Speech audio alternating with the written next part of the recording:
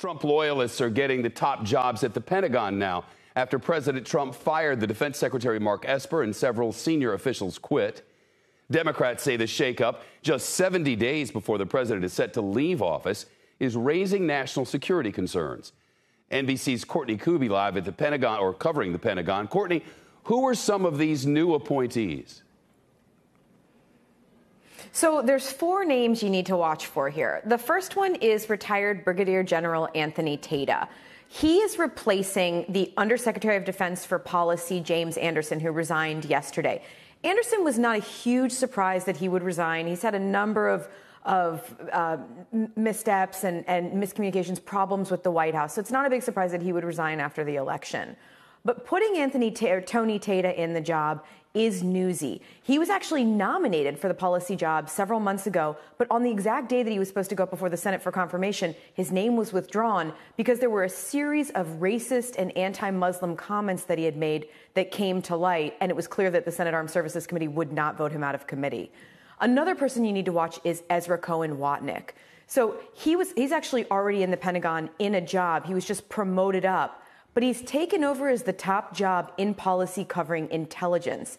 He's replacing retired Admiral and Navy SEAL Joe Kernan, someone else who was expected to resign or retire around the transition time. So that's not a big surprise. But putting Ezra Cohen Watnick in the position, again, that's the newsy piece. He is a longtime Trump loyalist. He's believed to be someone who he's spoken out against it's called the Russia investigation a hoax.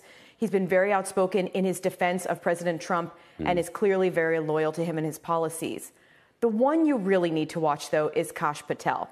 And the reason is he's, again, another Trump loyalist, but he's in as the new chief of staff to the acting Secretary of Defense, Chris Miller. That means that he's the person who sets the agenda for the new acting Secretary of Defense. He sometimes will control access to the secretary.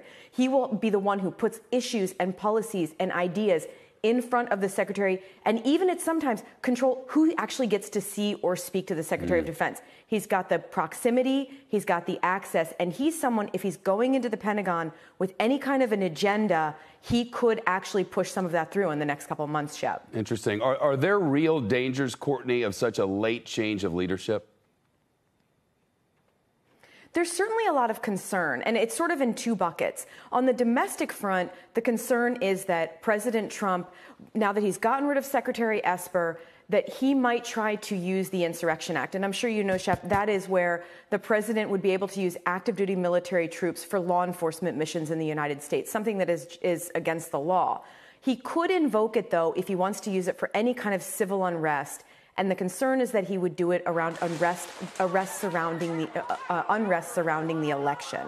So if by chance there's any kind of issues about, the President Trump leaving office, maybe in January, if there is real protest in the street about the outcome, the results of the election, President Trump could call in active duty forces if he wanted to, something Secretary Esper spoke out against. If you have a number of Trump loyalists at top positions, he may not get that opposition. We also have to point out, though, that the Insurrection Act gives the president very broad authority here. The other concern is international, and there are a lot of people at the Pentagon who are worried that President Trump in these last days may try to pull troops out of some of the foreign, out of conflict areas overseas, particularly Afghanistan, maybe Iraq, and maybe even Syria, Shep.